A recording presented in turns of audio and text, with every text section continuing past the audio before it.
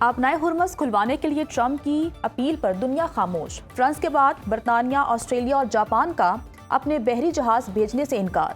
برطانوی اخبار کے مطابق وزیر اعظم کیئر سٹارمر نے ٹرمپ کو نہ کرتے ہوئے کہا، برطانیہ اس کے لیے ابھی تیار نہیں۔ جاپان حکومت کے پالیسی چیف نے کہا، خطے میں بہت بڑی تبدیلی آئی تو ہی جاپان بحری جہاز آبنائے ہرمز بھیجے جا سکیں گے۔ آسٹریلوی وزیر نے واضح کیا، آسٹریلیا مشرق وسطیٰ کے مشن میں حصہ نہیں لے رہا۔ جنوبی کوریا کا ٹرمپ کی اپیل کا مزید جائزہ لینے کا اعلان۔ چین فریقین سے رابطے مؤثر بنانے پر کام کر کے تعمیری کردار ادا کرے گا۔ ٹرمپ نے چین سمیت اتحادیوں سے آبنائے ہرمز کھلوانے کے لیے مدد مانگی تھی۔ ٹرمپ کی چین اور نیٹو کو آبنائے ہرمز کھلوانے کے لیے دھمکیاں۔ امریکی صدر نے کہا، ایران جنگ میں نیٹو نے ساتھ نہ دیا تو اس کا مستقبل بہت برا ہوگا۔ یورپی ممالک اپنے مائن سویپرز اور فوجی دستے خلیج بھیجیں۔ چین سے بھی آبنائے ہرمز کھلوانے میں کردار ادا کرنے کا مطالبہ۔ کہا، چین نے تعاون نہ کیا تو چینی صدر شی جن پنگ سے رواں ماہ شیڈول ملاقات مؤخر ہو سکتی ہے۔ امریکہ کا آبنائے ہرمز کے تحفظ کے لیے چین سمیت 7 ممالک سے رابطہ۔ امریکی اخبار وال اسٹریٹ جرنل نے دعویٰ کیا، ٹرمپ انتظامیہ آبنائے ہرمز میں جہازوں کی حفاظت کے لیے اس ہفتے اتحاد کا اعلان کرے گی۔ ایران جنگ کی وجہ سے توانائی کا بحران شدید ہو سکتا ہے۔ امریکی آئل کمپنیوں کے سربراہوں نے ٹرمپ انتظامیہ کو وارننگ دے دی۔ ٹرمپ ہمت کریں، اپنے بحری جہاز خلیج فارس بھیج کر دیکھ لیں۔ آبنائے ہرمز مکمل طور پر ایران کے کنٹرول میں ہے۔ کسی بھی جارحیت کا بھرپور جواب دیا جائے گا۔ پاسداران انقلاب کے ترجمان بریگیڈیئر جنرل علی محمد نے ایرانی بحریہ تباہ کرنے کا امریکی موقف رد کر دیا۔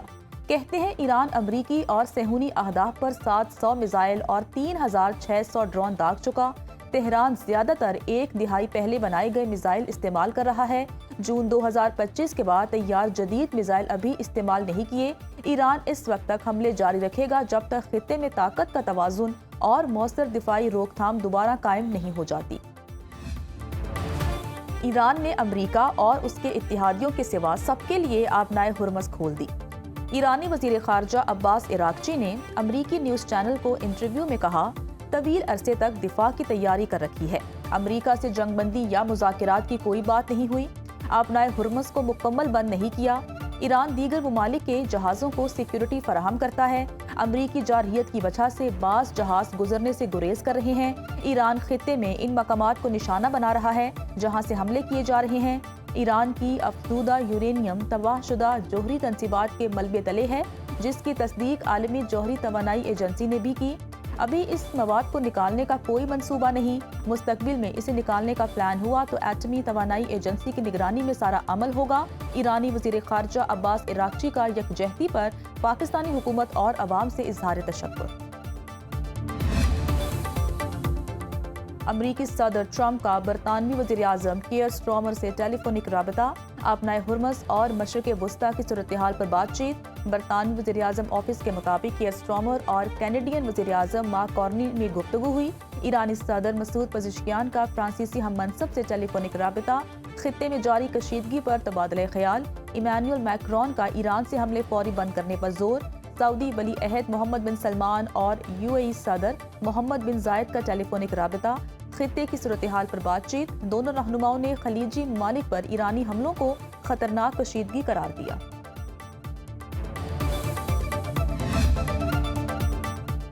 1000 تجارتی بحری جہاز آبنائے ہرمز سے گزرنے کے منتظر۔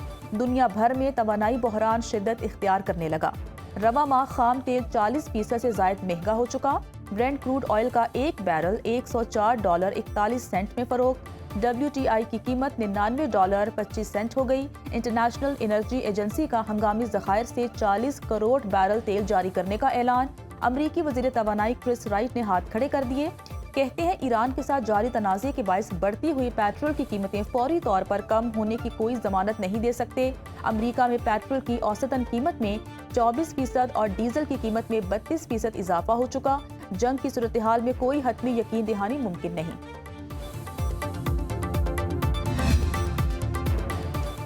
پاکستان کے پاس 27 دن کا پیٹرول اور 21 دن کا ڈیزل رہ گیا۔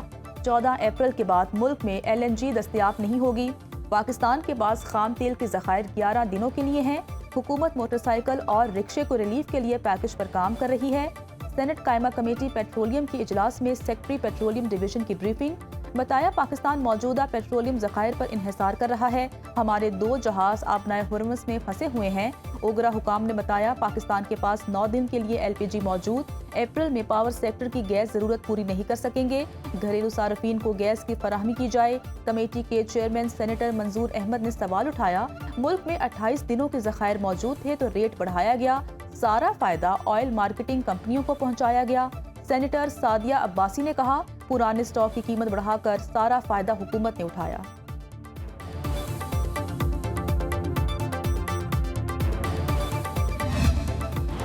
ایران اور حزب اللہ کے میزائل حملوں سے اسرائیل میں تباہی، تل ابیب میں امریکی کونسل جنرل کی رہائش گاہ کو بھی نشانہ بنایا۔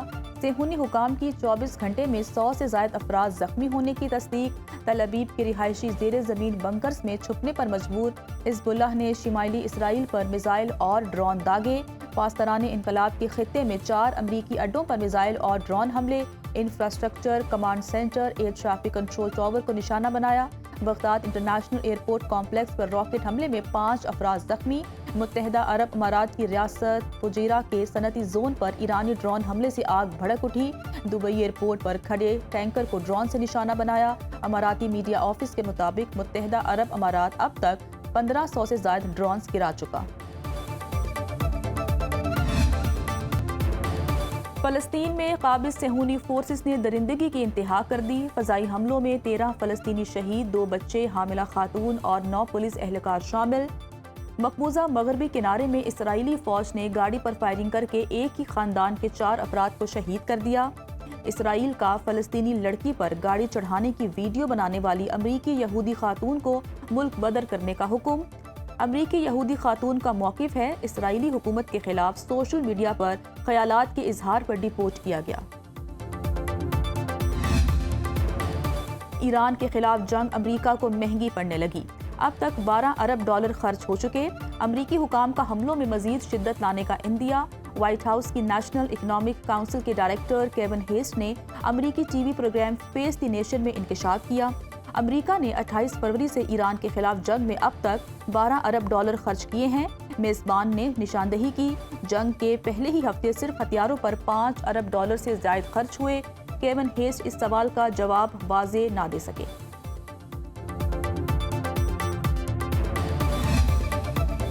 اسلام آباد ہائی کورٹ کا ایم ٹیک پر طلباء کو ریلیف دینے اور ہراساں نہ کرنے کا حکم، چیف جسٹس سرفراز ڈوگر کی موٹر سائیکلز پر ایم ٹیک لگانے کے خلاف کیس کی سماعت، اسٹیٹ کونسل سے استفسار کیا، ایم ٹیک کیوں لگا رہے ہیں؟ اسٹیٹ کونسل عبد الرحمان نے جواب دیا، کچہری دھماکے کے بعد سیکیورٹی کا مسئلہ تھا، انتظامیہ نے پالیسی بنائی، اسلام آباد میں داخلے کے وقت ایم ٹیک ہونا چاہیے، عدالت کا اسٹیٹ کونسل کو انتظامیہ کا جواب جمع کرانے کا حکم، کیس کی آئندہ سماعت 6 اپریل کو ہوگی۔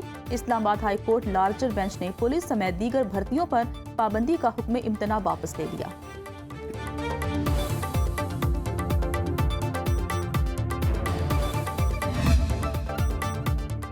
عید شاپنگ کے لیے بازاروں میں رش، خواتین کو من پسند کپڑوں، جوتوں اور جولری کی تلاش، حیدرآبادی چوڑیاں صرف پاکستان ہی نہیں سرحد پار بھی بے حد مقبول، اسلام آباد میں ہر لڑکی کو گھنگرو والی چوڑیوں کی تلاش، ہر مارکیٹ میں کشمیری چوڑیوں کا چرچا۔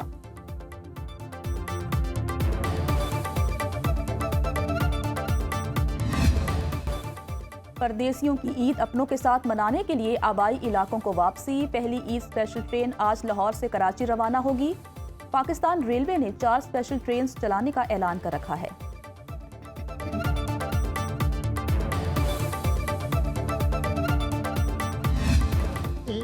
لاہور میں رمجھم سے موسم خوشگوار، شیخوپورہ، گجرانوالہ اور سیالکوٹ میں بادل برسنے کا سلسلہ جاری، ہیڈ مرالہ اور سرحدی علاقوں میں بارش کے ساتھ یالہ باری، خوشاب میں گرج چمک اور تیز ہواؤں کے ساتھ بادل برسے، ایبٹ آباد میں موسلادھار بارش کے ساتھ اولے پڑے، مظفر آباد میں بارش، پہاڑوں پر برف باری، محکمہ موسمیات کی بارش اور یالہ باری 24 گھنٹے جاری رہنے کی پیشگوئی۔